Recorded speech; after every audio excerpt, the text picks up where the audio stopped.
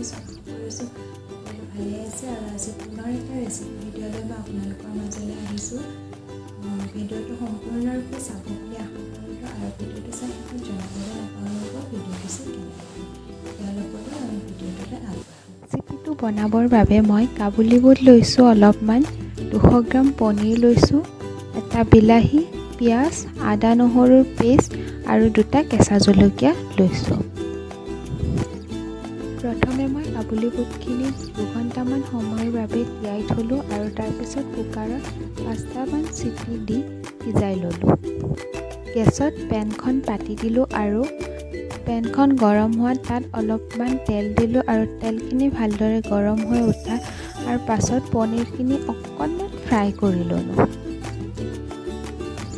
পনীৰখিনি fry কৰি হোৱাৰ পিছত গেছত কেৰাহী পাতি দিলোঁ আৰু কেৰাহী গৰম হোৱাত তাত মিঠাতেল দিলোঁ তেলখিনি ভালদৰে গৰম হোৱাৰ পিছত তাত 3টা ইলাচি আৰু অকণমান গোটা জিৰা দি ল'লোঁ এইখিনি ফুটি উঠিল আৰু ক্ৰমান্বয়ে তাত কেঁচা জলকীয়া আৰু পিঁয়াজখিনি দি দিলোঁ পিঁয়াজখিনি ৰঙচুৱা হোৱালৈ ভাজি ল'লোঁ আৰু পিঁয়াজখিনি ভজা হোৱাত তাত বিলাহীখিনি এড কৰি দিলোঁ বিলাহীখিনিত অকণমান নিমখ দি অলপ সময়ৰ বাবে ঢাকন লগাই দিলোঁ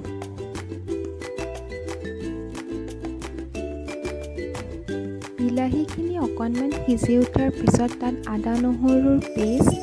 হালধি পাউডাৰ জিৰা পাউডাৰ আৰু ধনিয়া পাউডাৰ দি দিলোঁ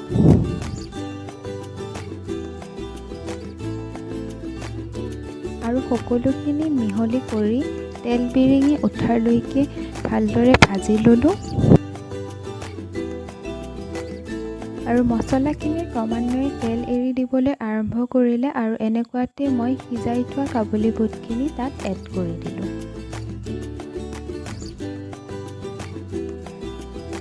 মছলাখিনিৰ সৈতে কাবুলী বুটখিনি অলপ সময়ৰ বাবে ভালদৰে ভাজি ল'লোঁ আৰু তাৰপিছত তাত গৰম পানী এড কৰি দিলোঁ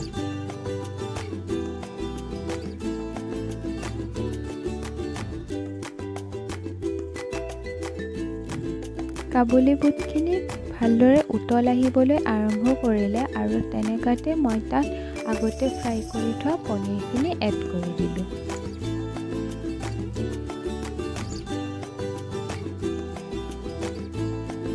পনীৰখিনি এড কৰাৰ পিছত ভালদৰে উতল আহিবলৈ দিলোঁ আৰু ভালদৰে উতল অহাৰ পাছত তাত অলপমান গৰম মছলা আৰু Kashmir red chilli powder add কৰিলোঁ